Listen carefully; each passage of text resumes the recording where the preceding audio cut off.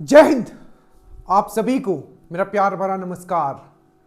Sir मुझे दरोगा बनना है sir, I want to be a sub inspector इन बिहार। तो मैं आपको बता दूं कि अच्छी बात यह है कि अगर आपका मैथ्स एंड रीजनिंग स्ट्रांग है तो not only you will crack this exam, you will be among the topper. आप टॉपर के लिस्ट में होगे अगर आपका मैथ्स एंड रीजनिंग अच्छा है, क्योंकि 18 से 25 क्वेश्चंस तो सिर्फ आपके मैथ्स एंड रीजनिंग के होंगे। अगर आपका मैथ्स एंड रीजनिंग वीक है तो मैं अभी ही बता देता हूं, ये थोड़ा डिफिकल्ट होगा कि आप मेरिट में आ पाओ। तीसरी बात, तो सर किस तरीके से चीजों को हम करें कि हम भी मेरिट में आ जाए, क्योंकि आपको सिर्फ मेंस नहीं निकालना है। देखिए, जो दरोगा है, जो मेंस का पेपर होता है वो हमेशा एक्सपेक्टेड होता है, मतलब जिस सिलेबस पे आया है, जिस तरीके से प्रिपेयर किया गया है वैसे ही आता है। प्री का हमेशा अनएक्सपेक्टेड होता है, ठीक है। 2213 वाला प्री देखोगे तो आउट ऑफ सिलेबस भी क्वेश्चंस थे, तो वो हमेशा प्री का आगे वाला भी पेपर अनएक्सपेक्टेड रहेगा। तो अगर आप प्री निकाल रहे हो, सबसे पहले आप बहुत फॉर्च्यूनेट हो, ठीक है। अपने आप को प्रिपेयर करो कि इस बार ही आपका मेंस निकल जाए। Maths and reasoning, specially maths, क्योंकि रीजनिंग मैक्सिमम लोग बना लेंगे 2-3 टॉपिक छोड़ के, वो मैं बताऊंगा। आपको वो पढ़ना है जो एग्जाम में आता है, क्योंकि ये जो 2.5 महीना है, ठीक है, इसमें आपको सागर में कूदना नहीं है कि मैथ्स में एकदम कूद गए। जो आता है एग्जाम में उस टॉपिक को आपको बस फिनिश करना है। 5 से 7 टॉपिक है, पीवाईक्यू के हिसाब से आपको क्वेश्चंस प्रैक्टिस करना है, जो हम करवा रहे हैं। और अगर आप श्योर सिलेक्शन ग्रुप में है तो जितना आपको दिया जाएगा बस उतना आप कर लीजिएगा, you will be among the topper. इससे पहले वाला वीडियो आप देख लीजिएगा, जो हमने 1799 अभी जो पेपर हुआ है उसका मैथ सॉल्व किए थे। और आज जो है बेसिकली हम लोग जो भी पेपर जो बीपीएसएससी के द्वारा कंडक्ट करवाया गया है, चाहे ईएसआई को, उसी में से क्वेश्चंस हमने उठाया है, ठीक है। हम लोग 1 फरवरी से या 30 जनवरी से हम लोग क्या है, आपका श्योर सिलेक्शन ग्रुप हम आपका स्टार्ट कर रहे हैं, जिसमें आपका मैथ्स एंड रीजनिंग जैसे हम यहां पढ़ाते हैं, ठीक है, इसी प्रकार से आपको मैक्सिमम क्वेश्चंस, हम टैब पे इतने क्वेश्चंस हम आपको करवा देंगे, ठीक है, कि आपको कुछ भी नया नहीं लगेगा। जहां बेसिक बताना है हम बेसिक बताएंगे, बट याद रखिएगा एग्जाम में आपको इजी क्वेश्चंस भी टफ लगेगा, क्योंकि आप अंडर प्रेशर हो गए। तो आपको यह पता होना चाहिए, क्योंकि टीचर नहीं हो आप, मैं ये बार बार आपको कहता हूं, आप एक स्टूडेंट हो, ठीक है, और एक टीचर के हिसाब से अपने आप को प्रिपेयर नहीं करना है, कि स्टूडेंट के हिसाब से प्रिपेयर करना है। क्योंकि टीचर का काम ये नहीं है कि वो जाके क्वेश्चन सॉल्व कर, आपके पास कितना होगा, 100 क्वेश्चंस होगा, जिसमें जीएस भी होगा और साथ में साथ आपका 18 से 22 क्वेश्चंस आपके मैथ्स रीजनिंग। तो आपको तरीका पता होना चाहिए कि कहां हमें बेसिक लगाना चाहिए और कहां मैक्सिमम क्वेश्चंस हम सिर्फ ऑप्शन से या हम लोग ट्रिकी वे से चीजों को कर सकते, ठीक है। तो देखिएगा पूरा का पूरा। बाकी इसमें आपको रिकॉर्डेड वीडियोस दिए जाए, रूटीन रहेगा, रूटीन के हिसाब से आपके रिकॉर्डेड वीडियो और उसी हिसाब से आपको टेस्ट लिया जाएगा। टेस्ट स्पेशली साइंस का स्टेटमेंट बेस्ड भी होगा, ठीक है, तो उसके लिए बोर्ड पे हम नहीं लेंगे, उसका अलग पीडीएफ दिया जाएगा, इसीलिए थोड़ा ज्यादा मेहनत किया जा रहा है इस पर। बाकी maths reasoning science again with NCERT, ठीक है। बाकी जो भी सब्जेक्ट जैसे हिस्ट्री पॉलिटी ज्योग्राफी जितना जरूरत है 1 शॉट के साथ भी हम लोग उसको फिनिश करेंगे, ठीक है। तो नीचे लिंक है, जुड़ जाइएगा। मैं फिर से कहता हूं कि अगर आप प्री निकाल रहे हो तो ये मत सोचना कि अगली बार मैं फिर प्री निकालूंगा, नहीं, फॉर्च्यूनेट हो, ठीक है, भाग्यशाली हो आप, ठीक है, कि इस बार अगर आपका प्री निकल रहा है तो पूरी जी जान से लग जाइए। और मैथ्स रीजनिंग आपको मेरिट नहीं, ये टॉपर आपका कंफर्म कर देगा। अब देखिए पहला क्वेश्चन है आपका कि ए और बी की आई का अनुपात 5:4 है और उनके व्यय का अनुपात, दैट मीन्स एक्सपेंडिचर का, ठीक है, अनुपात 3:2 है।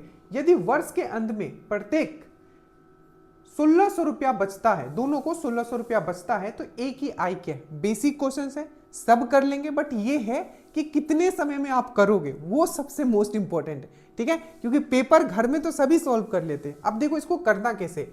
एक तो तरीका है कि इसको आप एक्स लेके कर सकते हो। अब मैं तरीका जो बता रहा हूं उस पर ध्यान दीजिएगा, हमेशा याद रखिएगा, एक कंसेप्ट आपको मैंने आपको समझाया भी है, ठीक है, कि आप कुछ भी इनकम करते हो, ठीक है, इनकम करते हो, अगर आपका इनकम में से, ठीक है, मैं आपको एक्सपेंडिचर मतलब आपने जो खर्च किया है वो अगर मैं माइनस कर देता हूं तो आपका क्या आ जाता है, सेविंग आ जाता है, मतलब आप जितना आपका बचत करते हो।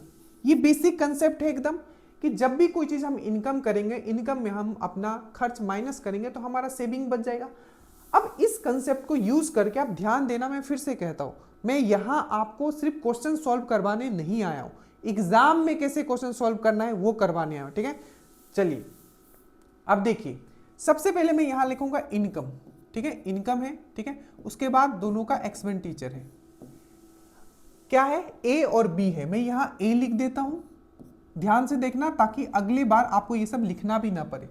इनकम का जो रेशियो दिया हुआ है, ठीक है, आय का जो रेशियो दिया है दोनों का 5:4 दिया हुआ है। ठीक है, और आपको एक्सपेंडिचर जो है, व्यय का जो इसका रेशियो दिया हुआ है वो दिया है आपका 3:2 दिया हुआ है। ठीक है, और बोला है कि दोनों जो बचत करता है कितना कितना करता है, तो ये भी 1600 करता है क्योंकि माइनस करोगे यहां तो ये 1600 आएगा, मतलब जिस हिसाब से वहां दिया है, और ये भी 1600। इतना तो आप समझ गए होंगे। ठीक है, कि जब भी हम इनकम में से एक्सपेंडिचर माइनस करेंगे तो हमें ये बचेगा। अब क्या करना, जब भी इस टाइप, और ये मैं आपको और भी इसका यूज बताऊंगा कि कहां कहां ऐसे यूज कर सकते हैं। देखो अब यहां क्या करना, इसको इससे मल्टीप्लाई करना, कितना होगा 4 × 3 कितना होगा 12, और इसको इससे मल्टीप्लाई करना, ये कितना होगा 5 × 2 10। तो जो बड़ा होगा उसको छोटे से आप माइनस कर देना। डेट मीन्स यहां आपको मिल गया, क्या मिल गया, ये 4 × 3 12, 5 × 2 10, तो 12 - 10 कितना होता है 2, तो ये हो गया 2 यूनिट। ठीक है, अब क्या करोगे, इसको आप इससे मल्टीप्लाई करोगे और इसको इससे मल्टीप्लाई करोगे। जब भी इस टाइप का क्वेश्चन आए आप बस आपको ये लगा लेना है, और ये बहुत बार आता है और आएगा आपका। ठीक है, तो ये क्या होगा 16 × 3 हो जाएगा, तो कितना हो जाएगा 16 × 16, 16 × 32, 16 × 48, 4800 हो जाएगा। और ये क्या हो जाएगा 16 × 2 कितना हो जाएगा 3200 हो जाएगा। बचेगा कितना, अगर मैं यहां लिख दूं तो 16 3 जा 16 16, 32, 16 3 जा 48, 4800 माइनस 6 × 2 आपका 3200। ठीक है, अगर इसको आप माइनस करते हो, ठीक है, तो ये 0 से 0 जाएगा। ठीक है, 0 0 रहेगा, ये 8 में से 2 जाएगा तो यहाँ 6, और यहाँ आ जाएगा 1600।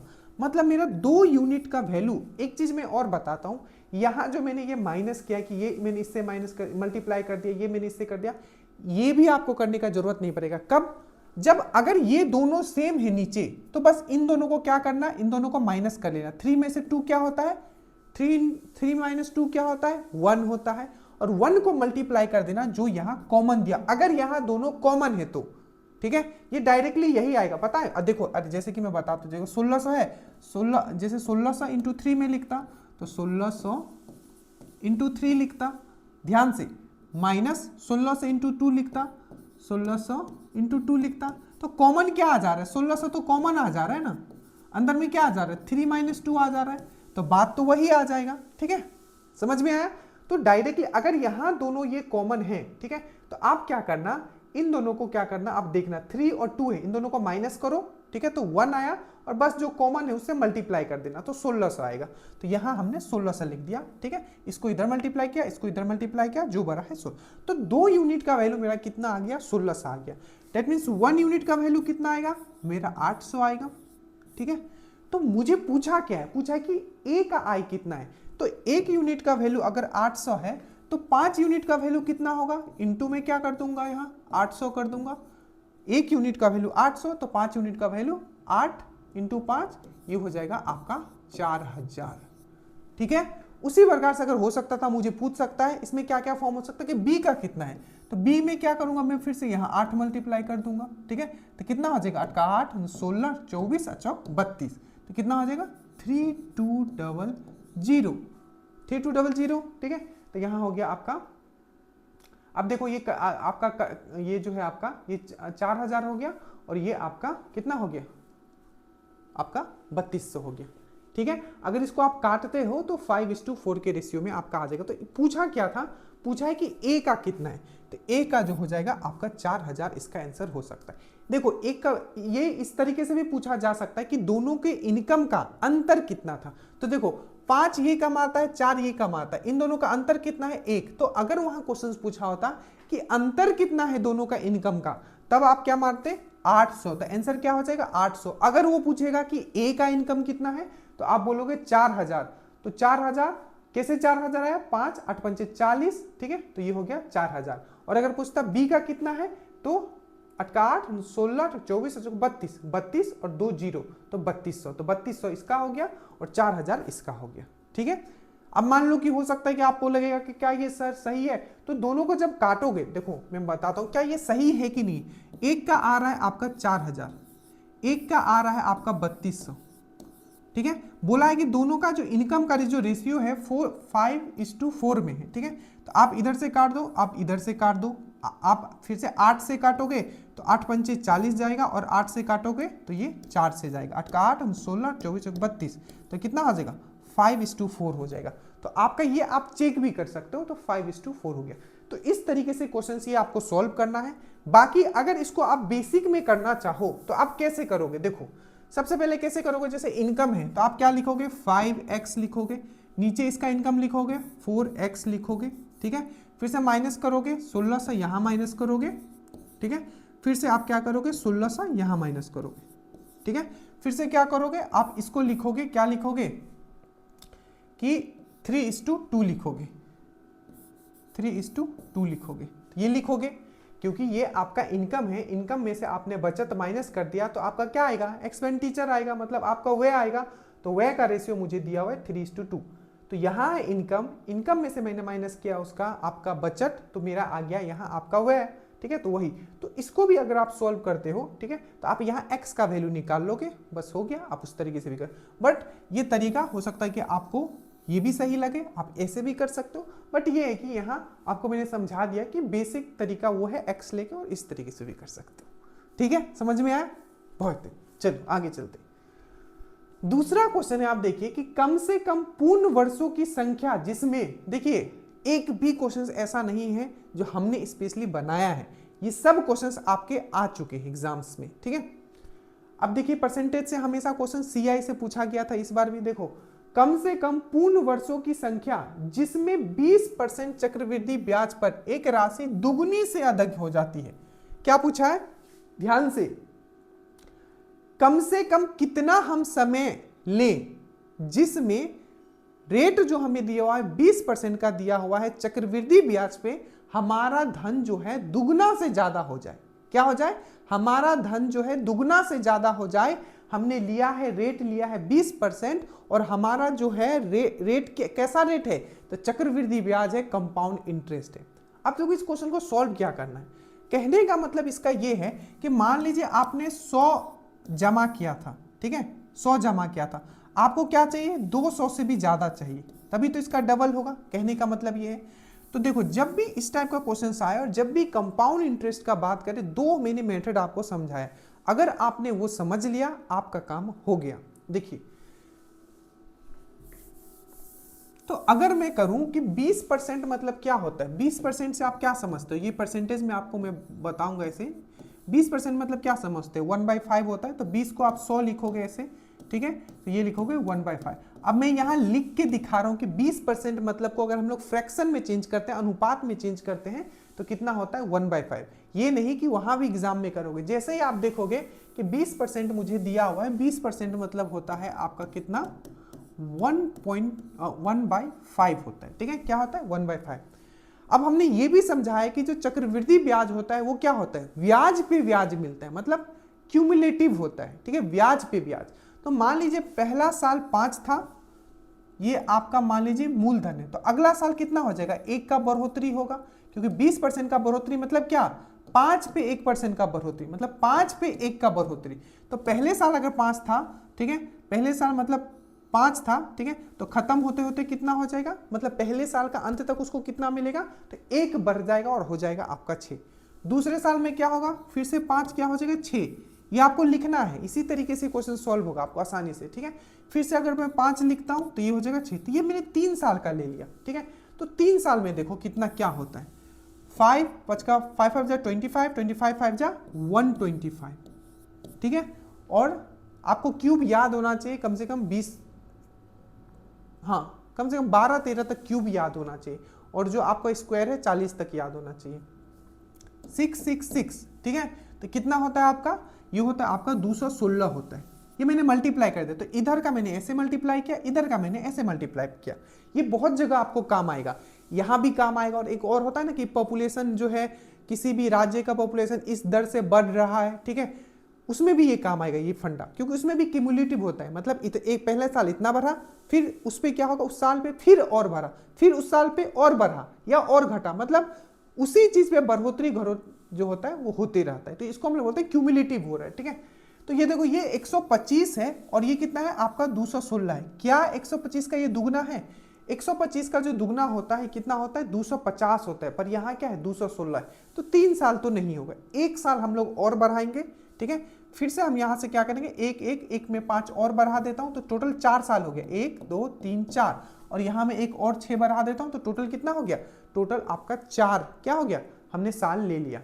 अब देखो 25 अब देखो 4 5 है, इसका मतलब क्या होता है 625, 25 इंटू 5 इंटू 5 25, 5 इंटू 5 25, ठीक है। और 25 इंटू 25 कितना होता है 620। अगर आपको कैलकुलेशन नहीं आता है, ठीक है, तो मुश्किल हो जाएगा, तो धीरे धीरे जब मैं सिखाते हुए चलूंगा उसको करते हुए चलेगा। तो 625 हो गया, ठीक है। उसके बाद है, आपको मैंने बताया था 6 इंटू 6 36, 6 इंटू 6 36, और 36 इंटू 36 होता है 1296। अगर ऐसे नहीं आता है तो यहाँ 6 एक और आप मल्टीप्लाई कर दो, 216 में 6, तो कितना हो जाएगा 6 6 36, ठीक है, 6 6 हो जाएगा, ये 9 हो जाएगा क्योंकि 6 6 36, यहाँ 3 लिखेंगे, ठीक है, 6 6 7 8 9 हो जाएगा, अच्छा कहूँ 12 हो जाएगा, तो 1296 हो जाएगा। अब देखो 4 साल के बाद क्या हो रहा है, इसका क्या ये डबल से ज्यादा है 625, तो इसका डबल क्या होगा, 600 का डबल करोगे 1200, 25 का डबल करोगे 50, तो 1250 होना चाहिए। यहाँ क्या है 1296 है। मतलब आपका चौथे साल में क्या होता है, आपका जो आपका मूलधन है वो डबल से ज्यादा हो जाएगा। तो इसका जो सही आंसर होगा ये होगा आपका 4 साल। दिस इज द क्विकेस्ट वे, ये सबसे आसान तरीका है इसको करने का, ठीक है। बाकी बहुत सारे मेथड है, आप फॉर्मूला लगाते रह जाओगे इसमें और आपका एग्जाम का टाइम निकल जाएगा। इसका यूज मैं और दिखाऊंगा कि इसको यूज कहाँ करते, देखो 5 से 6 हो गया, 5 से 6 हो गया। पहले तो आपको रेट ऑफ परसेंट दिया होगा, इसी प्रकार से आपका पॉपुलेशन वाला एक क्वेश्चन आता है कि जनसंख्या वाला, कि इस शहर का जनसंख्या पहले साल इतना बढ़ा, दूसरे साल इतना बढ़ा, तीसरे साल इतना बढ़ा, तो उसमें भी आपका ये काम आएगा, ठीक है। तो ये हो गया। नेक्स्ट आइए, ये सेम क्वेश्चन इसी टाइप का आपका अभी आया हुआ था, वो थोड़ा इजी था, इसमें थोड़ा सा ट्विस्ट कर दिया, डजन दे दिया, ठीक है। देखो कहा है कि अंडों के मूल्य में 30%, अभी ना आपका आया हुआ था चीनी वाला जो आया था अभी 1799 में, कि अंडों के मूल्य में 30% की वृद्धि के कारण 7.80 में 3 अंडे कम उपलब्ध है, तो प्रति दर्जन मतलब प्रति डजन अंडे की वर्तमान दर क्या है। मतलब बोला है कि due to increase of price, किसका, अंडे का प्राइस इंक्रीज हो गया, कितना 30% का इंक्रीमेंट हो गया है, जिससे क्या हुआ है कि पहले जितना अंडा लेता था, ठीक है, पहले जितना अंडा लेता था उसमें क्या हो गया है, आप 3 अंडा वो कम ले रहा है। तो पूछा है कि जो अभी के रेट के हिसाब से 1 डजन अंडे का वैल्यू क्या होगा, ये पूछा है। Simple question. अब देखिए इसको करना कैसे। सिंपल मैंने आपको समझाया, इंक्रीमेंट कितना हुआ है 30% का। अगेन 30% मतलब अगर हम लोग फ्रैक्शन में लिखेंगे तो क्या होगा, देखो परसेंटेज का पहला क्लास ही शॉर्ट वीडियोस दूंगा, परसेंटेज का जितना कंसेप्ट वाला, उसके बाद क्वेश्चंस तो ये सब बना ही लोगे। 30% मतलब क्या होता है 30/100, इसको काटेंगे, ठीक है, 3/10 आ जाएगा। स्लोली मैं इसलिए समझा रहा हूं ताकि आप समझ पाओ, ठीक है। तो देखो, तो पहले जो भी था, पहले प्राइस क्या था, अगर 10 था तो अब इंक्रीज होके कितना हो गया 13 हो गया, तो मैं प्राइस का लिख लेता हूं, ठीक है। पहले अगर 10 था, ठीक है, तो अभी क्या हो गया 13 हो गया। तो पहले कंजम्पशन क्या होगा, खपत क्या होगा, जस्ट इसका उल्टा होगा, तो खपत पहले 13 करता था तो अभी क्या करता है, ये 10 ही करता है, ठीक है। ये क्या है, ये पहले का है, मतलब पहले लिख देता हूं, और ये अभी का है सब चीज, ठीक है। अब देखो पहले 13 अंडे मान लो 13 यूनिट खर्च करता था और अभी कितना करता है 10 यूनिट खर्च करता है। इसके अंतर कितना है, 3 का अंतर है। और सेम यहां बताया हुआ है कि प्राइस बढ़ जाने से वो 3 अंडा अभी कम लेता है। तो सिंपल है, यहाँ हमें कुछ कन्वर्ट करने की जरूरत नहीं पड़ेगा, क्योंकि यहाँ भी हमें 3 आ रहा है, यहाँ भी 3 आ रहा है, मतलब 1 का वैल्यू 1 ही है यहाँ। ठीक है, बाकी कभी चेंज भी हो सकता है यहाँ और वहाँ के अंतर में, तो पहले वाला क्लास में इससे पहले वाला देख लेना। तो यहाँ भी 3 आ रहा है, वहाँ भी 3 आ रहा है। ठीक है, मतलब 3 अंडा यहाँ भी कम आ रहा है, वहाँ भी बोला है कि दाम बढ़ जाने से 3 अंडा कम ले रहा है। ठीक है, तो सिंपल है, पहले अगर वो 13 अंडा खरीदता था तो अभी कितना खरीदता है, वो 10 अंडा खरीदता है। ये चीज आपको समझ में आया। और बोला है कि 10 अंडे का जो दाम कितना है आपका 7.80, मतलब 10 अंडे का दाम, क्योंकि क्या बोला है 10 अंडा में मतलब पहले से अभी 3 अंडा कम खरीदता है, कितने रुपया में, आपका 7 रुपया 80 पैसा में। तो 10 अंडे का दाम जो है आपका 7.80 है। ठीक है, तो 1 डजन का दाम कितना होगा, 1 डजन में कितना होता है, 12 अंडा होता है। बस आपको इसको सॉल्व कर लेना, आप सॉल्व करने आपको आना चाहिए। ठीक है, बाकी अगर आप स्मार्ट हो तो इसको कर लोगे। देखो 12 इंटू 7.80 डिवाइडेड बाय आपको 10, और इसका जो वैल्यू आएगा ये आएगा आपका 9.36। ठीक है, कितना आएगा 9.36। अब बता दो इसको सॉल्व कैसे करना है। देखो जब भी पॉइंट आ जाए ना, देखो 12 है, ठीक है, 7.80 है, तो मैं इसको 7 लिखूंगा प्लस 0.8 लिखूंगा, इतना तो लिख सकता हूं ना। तो 12 सत्ते कितना होता है आपका 84 लिख सकते हो। अरे 12 सत्ते 84 तो लिख सकते हो ना, इतना तो कर ही लोगे। और क्या लिखो, 12 8 96 लिखोगे प्लस 9.6 लिखोगे इतना। ठीक है, अब देखो ये हो गया, तो ये कितना हो जाएगा 93.6, ये 9 है ना, 9 10 हो गया 90 93, तो ये हो गया 93.6। ये समझ में आया।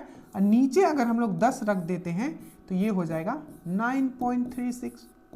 ठीक है, तो जब सॉल्व करने नहीं आए तो बस इसको, जब अगर आपको तकलीफ हो रहा है तो क्या करोगे, 12 7 प्लस 0.8 बर सते 84, 12 8 96, 9.6 हो जाएगा।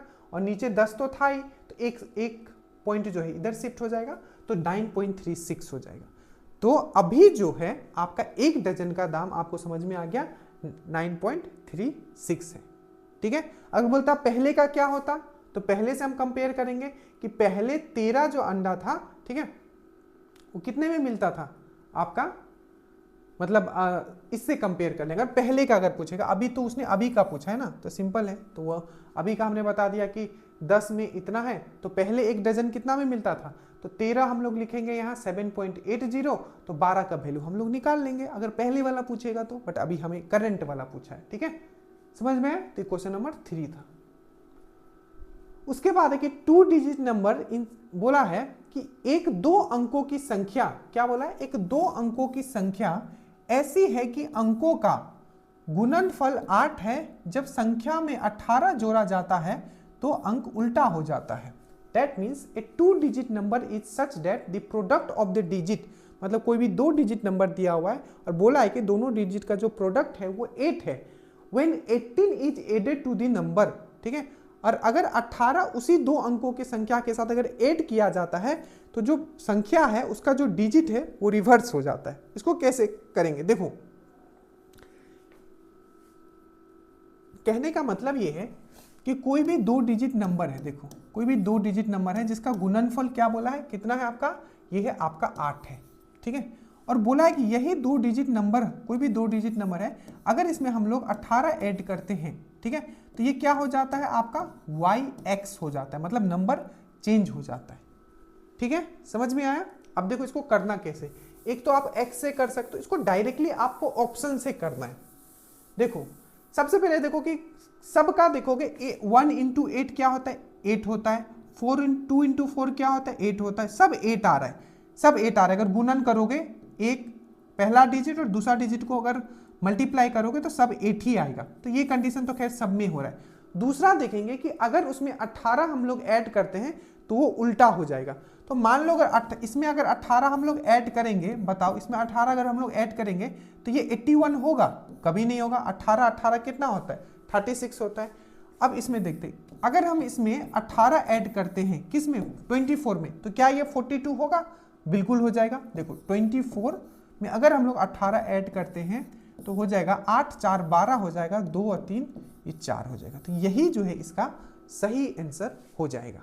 ठीक है, अगर मान लो हम लोग 42 करते हैं, अरे इसमें 18 ऐड करेंगे तो क्या होगा, ये तो और बढ़ेगा ना, बट इसका रिवर्स होके कितना हो जाता है, 24 हो जाता है, तो ये तो हो ही नहीं सकता है। मान लो इसमें 18 ऐड करेंगे तो ये और बढ़ेगा, बट रिवर्स करने से कितना हो जाता है आपका 18 हो जाता है, तो ये तो हो ही नहीं सकता। अरे सिंपल है ना, ये 42 है ऊपर वाला, इसमें 18 ऐड करोगे तो ये तो और बढ़ जाएगा, ठीक है, 18 ऐड करोगे तो ये तो और बढ़ेगा, बट अगर क्वेश्चन के हिसाब से बोल रहा है कि इसको कितना बन जाना चाहिए, 24 बन जाना चाहिए, तो ये नहीं होगा, तो इसका जो सही आंसर है ये बी होगा। इस तरीके से आपको कुछ क्वेश्चंस आपको ऑप्शन से भी करना है।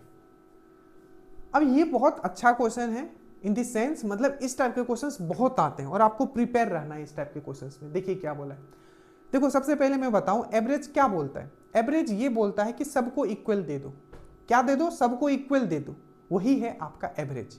5 लोग हैं, ठीक है, पांचों में कोई चीज इक्वली बांट दिया तो क्या हो गया, जो इक्वल बांटा गया है सब में, ठीक है, उसका एवरेज हो गया, ठीक है। मान लो अगर मैं आपको बोलता हूं, ठीक है, 50 पेन है, ठीक है, 5 लोगों में बांट दो, 5 लोगों में बांट दो, तो मैं क्या करूंगा, इसको 5 से डिवाइड कर दूंगा, मतलब सबको कितना मिलेगा, 10 मिलेगा, तो सबको 10-10 मिल गया, तो ये 10 ही जो है आपका क्या है, एवरेज है। किसी चीज को इक्वली डिस्ट्रीब्यूट कर देना। अब देखो यहां बोला है कि एक क्रिकेटर का 10वें पारी का, ये टेस्ट क्रिकेट का बात कर रहा है, पारी है, एक क्रिकेटर का 10वें पारियों का एक निश्चित औसत है, ठीक है, कोई भी निश्चित औसत है हमें नहीं पता। 11वां पारी में उसने 108 रन बनाए हैं, क्या बनाए, 108 रन बनाए, जिससे उसके औसत में 6 रन की वृद्धि हुई है, ठीक है, उसका नया औसत क्या है। अब देखो इसको कैसे कर सकते हो, सबसे पहले मैं बेसिक से करके आपको दिखाता हूं, उसके बाद मैं बताता हूं कि एग्जाम में इसको क्विकली कैसे करना है। देखो सबसे पहले मान लेता हूं कि मुझे नहीं पता कि 10वें पारी तक उसका कितना औसत था, तो मैं मानता हूं कि उसका औसत जो था x था, तो टोटल रन जो हुआ 10वें पारी तक कितना होगा, अगर एवरेज में मान के चल रहा हूं कि 10वें पारी तक मेरा एवरेज कितना था, x था, ठीक है, तो 10वें पारी तक टोटल उसने कितना रन बना लिया होगा, तो सिंपल है 10 इंटू एक्स में कर दूंगा, प्लस 11वां पारी जो था उसका, उसमें उसने कितने रन बनाए, 108 रन बनाया, कितना बनाया, 108 रन बनाया, 108 रन बनाया, ठीक है, 108 रन बनाया, और बोला कि टोटल जो अभी एवरेज हो गया है 10वां प्लस 11वां पारी को लेके, मतलब टोटल कितना पारी हो गया यहाँ, 11 पारी, तो मैंने नीचे लिख दिया, और अब जो एवरेज हो गया है पहले से एवरेज से 6 बढ़ गया है, डेट मीन्स यहां मैं x + 6 लिख सकता हूं, सिंपल। 10वां पारी में मुझे एवरेज नहीं पता था, मैंने x ले लिया, तो 10 इंटू एक्स, ये टोटल 10 पारी तक उसने कितना रन बनाया था वो मुझे पता चल गया। 108 मैंने प्लस कर दिया, क्योंकि जो 11वां पारी था उसमें 108 रन उसने बनाए, मैंने कर दिया, डिवाइडेड बाय मैंने 11 कर दिया, क्योंकि टोटल पारी कितना है, 11 है, और बोला है कि अब जो होता है 11वां पारी मिलाने के बाद जो एवरेज जो है ये 6 से बढ़ जाता है, तो x + 6 मैंने लिख दिया, क्योंकि टोटल मैंने 11 पारी लिया है। अब इसको अगर आप सॉल्व करते हो तो ये आपका आ जाएगा 10x आ जाएगा, प्लस ये 108 आ जाएगा, प्लस आपका ये 11x आ जाएगा, प्लस ये आपका 66 आ जाएगा, ठीक है। अब सिंपल है, 10x उधर कर दो तो यहाँ एक x बच जाएगा, ठीक है, और 66 इधर कर दो तो कितना बच जाएगा, इसको सबसे पहले 70 आप डायरेक्टली माइनस, देखो जब 60 इसमें माइनस करने में प्रॉब्लम हो ना तो होल नंबर ले लो, जैसे 66 है तो इसको मैंने 70 मान लिया, तो 100 में से 70 जाएगा तो कितना बचेगा, सिंपल है 30 बचेगा, तो 38 हो गया, पर मैंने यहाँ क्या लिया था, 4 ज्यादा लिया था, तो 38 39 40 41 42, तो कितना बचा 42, मतलब सॉल्व करने का तरीका बता रहा हूँ, तो 42 हो गया। तो x जो था, अगर पूछता वो पहले का एवरेज कितना था, तो x मुझे मिल गया 42, बट उसने पूछा क्या है, क्या पूछा है कि जिसने औसत, तो उसका नया औसत क्या है, तो अभी नया वाला औसत क्या है 11वां पारी के बाद, तो क्या हो जाएगा, इसमें 6 में मल्टीप्लाई कर दूंगा, तो 42 + 6 जो हो जाएगा मेरा 48 जो हो जाएगा, ये मेरा न्यू वाला। तो अगर पूछता हूँ पहले का कितना था, तो वो पहले का था 42, अभी कितना है, तो है 48। एकदम बेसिक से मैंने आपको समझाया। अब देखो इसको एग्जाम में कैसे करना है, इतना नहीं करना है। सबसे पहले मुझे समझ में आया, अब दिमाग से खेलना है, ठीक है, दिमाग से करना, अब पेन नहीं उठाएंगे। उसने बोला है कि 10वां पारी तक उसका कुछ एवरेज था, मुझे नहीं पता, ठीक है। 11वां पारी में क्या हुआ, उसने कुछ रन बनाया, कितना रन बनाया 108, जिससे क्या हुआ 6 एवरेज बढ़ गया पहले से, 6 एवरेज बढ़ना मतलब क्या, सब पे 6 बढ़ना, 10वां पारी तक सब में 6 बढ़ना। तो सब में 6 बढ़ना मतलब क्या हुआ, 10 इंटू 6, 10 इंटू 6, 60 क्या दे दिया उसने, पीछे दे दिया। क्योंकि जब उसने 11वां पारी में, ध्यान से, जब उसने 11वां पारी में 108 रन बनाया, जिससे क्या हुआ, टोटल जो एवरेज है 6 से बढ़ गया। तो टोटल एवरेज 6 से बढ़ना मतलब क्या, जो 10वां पारी तक जो एवरेज था उसमें भी 6 सब में बढ़ा होगा। सिंपल है। तो 6 सब में बढ़ना मतलब एवरेज भी 6 से बढ़ना, और 6 सबको दिया होगा।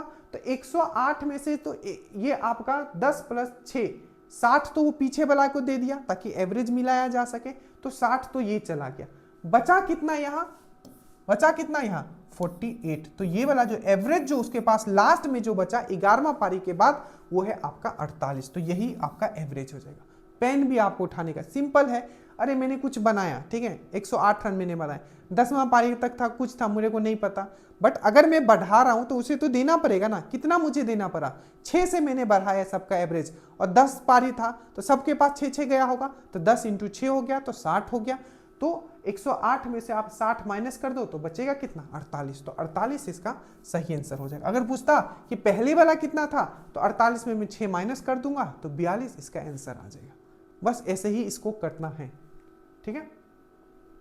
क्वेश्चन नंबर 6 आइए। इस टाइप के क्वेश्चंस अभी भी आपके आए हुए थे, पूछा हुआ था कौन सा इसमें अभाज्य है, ठीक है। 3 आपके ऑप्शन, आपका 21st वाला का पहला शिफ्ट में, बट ये थोड़ा इजी है। मैं समझाने की कोशिश करता हूं कि निम्नलिखित में से कौन सी संख्या 24 से विभाज्य है। ये ऑलरेडी एग्जाम में आ चुका है, ठीक है। आपको अभी इजी लग रहा होगा, बट इसको भी करने में आपको 1 मिनट लग जाएगा अगर आप फास्ट भी करते हो। अब बताइए ये 24 से कौन विभाज्य है, ठीक है। इससे पहले एक चीज मैं आपको समझाता हूं। देखो 24 जो है इसको हम लोग लिख सकते हैं 8 इंटू 3, ठीक है।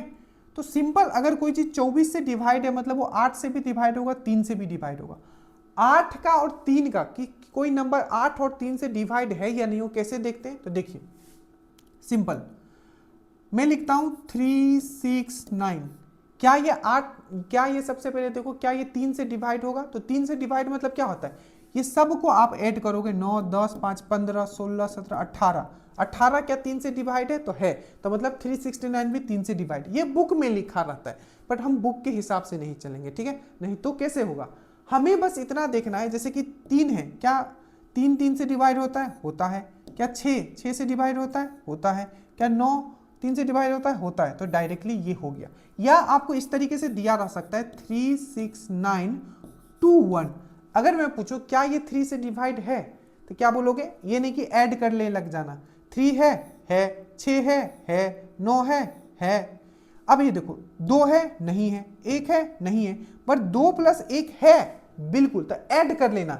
2 प्लस 1 है, हाँ है, तो ये क्या है, 3 हो जाता है। तो ये पूरा का पूरा 3 से डिवाइड हो जाएगा। जैसे कि देखो 9 हो गया यहाँ, ठीक है, ये 10 हो गया, ये हो गया 12 हो गया, ठीक है, 12, 13, 14, 15 हो गया, 15 और 21 हो गया। और 21 जो होता है क्या 3 से डिवाइड है, बिल्कुल 7 से होता है, ठीक है। तो ये हो गया। 8 का डिविजिबिलिटी रूल क्या बोलता है कि लास्ट का जो 3 डिजिट है, मतलब x, y, z, a, b, c, कुछ भी नंबर हो, अगर लास्ट का 3 अंक 8 से डिविजिबल है, ठीक है, कोई भी कितना भी बड़ा अंक हो, अगर लास्ट का 3 डिजिट अगर आपका 8 से डिविजिबल है तो पूरा ही डिविजिबल होगा, ठीक है। अब इसी कंसेप्ट का हम लोग यूज करने वाले। देखो सबसे पहले हम 8 से भी चेक कर सकते हैं, 3 से भी चेक कर सकते हैं, ठीक है, बट 8 से करेंगे ये इजी रहेगा, क्योंकि 3 से करोगे तो यहाँ 2-3 ऐसे हैं जो 3 से डिवाइड हो रहा है। सबसे पहले तो हम इसको काट देंगे, ये नहीं होगा। बोलो क्यों नहीं होगा, कि लास्ट में 0 आ रहा है, और 0 आने के लिए या 0 को काटने के लिए एक 5 होना चाहिए, एक 2 होना चाहिए, तभी ये दोनों का कॉम्बिनेशन जब तक नहीं होगा एक 0 नहीं बनेगा। तो 5, 2 तो है पर 5 नहीं है, तो ये तो नहीं हो सकता है, ठीक है। उसके बाद हम लोग देखते हैं क्या आपका ये लास्ट का 3 देखते हैं, क्या ये 8 से डिविजिबल है, ठीक है, 800 तो हो जाएगा, पर ये 4 लास्ट में बच जाएगा, नहीं होगा, ठीक है। उसके बाद ये देखो क्या ये होगा, तो ये आप देखोगे 8064, ये भी नहीं होगा। लास्ट में ये चेक करो, ये होगा, तो देखो ये 72 से जाएगा, 72 और 16 बचेगा। अरे लास्ट का सिर्फ 3 देखना है, देखो 7, 3, 6, ठीक है, तो 8 6 48 होता है, ठीक है, 9 7 63, 9 8 72, तो 72 जाएगा, बचेगा 1 6 लास्ट में, तो 1 6, ठीक है, तो 16 भी होता है, तो ये 8 से डिविजिबल है, यही इसका आंसर हो जाएगा। जो मैंने कंसेप्ट बताया उसको आपको अप्लाई करना है, जब तक हाथ घिसोगे नहीं, ठीक है, तब तक रहेगा नहीं, क्योंकि ये तो जीएस है नहीं कि आपको सब दिमाग में सुनने से भी चला जाएगा। अब ये जो क्वेश्चन है बिहार पुलिस में भी पूछा गया है 2025 वाला पेपर में, ठीक है, और इसका मैं थोड़ा अलग तरीके से भी समझाता हूं ताकि इस टाइप का कोई भी क्वेश्चन दे आप कर पाओ। देखो